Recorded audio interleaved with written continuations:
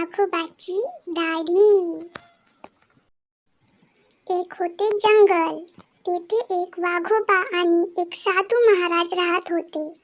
एके दिवशी वाघोबाने साधू बाबांना पाहिले. त्यांची लांबच्या लांब दाढी पाहून एकदम खुश होऊन गेले.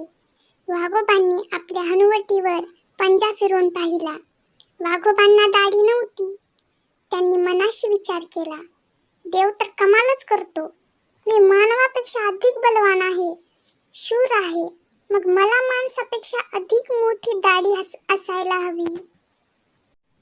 वाघोबा साधू बाबांना म्हणाले, साधू महाराज, तुमची दाढी मला देता का उसनी म्हणून?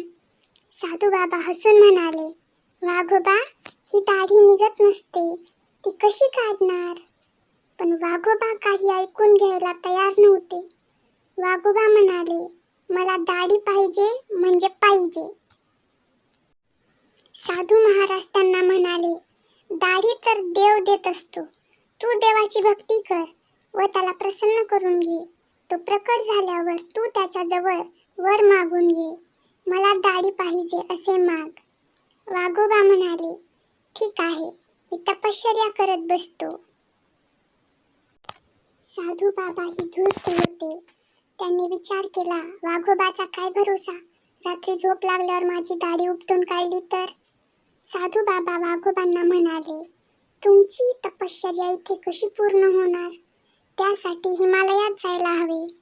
तुम्ही हिमालयात जा. कसे बसे वाघोबा हिमालयात पोहोचले. जोरजोरात गर्जना करायला सुरुवात केली. मोठ्या डरकाळ्या फोडू लागले. झाली त्यांची प्रार्थना सुरू. देवाचे कानांचे पडदे हादरू लागले. त्या गर्जनांमुळे देव वैतागला व वाघासमोर प्रकट झाला. देव म्हणाले, तुझ्यावर प्रसन्न झालो आहोत आम्ही.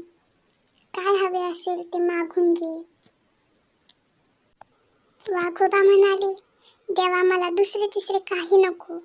मला हवी आहे ती फक्त दाढी, लांबच्या लांब.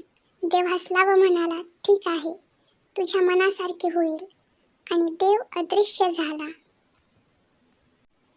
त्या क्षणापासून वाघोबांची दाढी दिवसा दुप्पट तर रात्री चौपट वाढू लागली. वाघोबा हिमालयातून परत आल्यावर जंगलातील पशु एकत्र जमले. दाढीवाल्या वाघोबांचे स्वागत झाले. सगळे एकमुखाने म्हणू लागले, दाढीवाले वाघोबा आमचे राजे आहेत, त्यांचा विजय असो. बघता बघता वाघोबांची दाढी चांगली 10 मीटर लांब वाढली आणि मग दाढीला सांभाळता वाघोबा हैराण झाले. शिकारी पाठीमागे धडपणे पळणे ही शक्य नव्हते.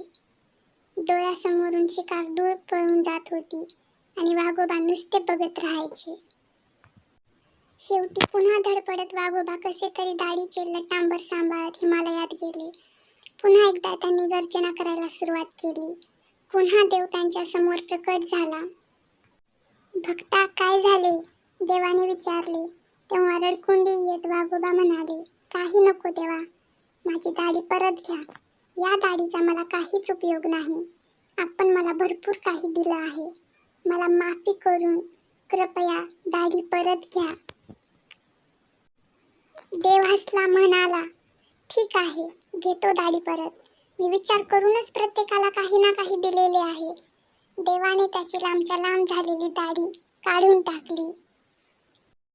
तात्पर्य, आपल्याला जे देवाने दिले आहे त्यात समाधान मानावे. दुसऱ्यावर कधीही जळू नये.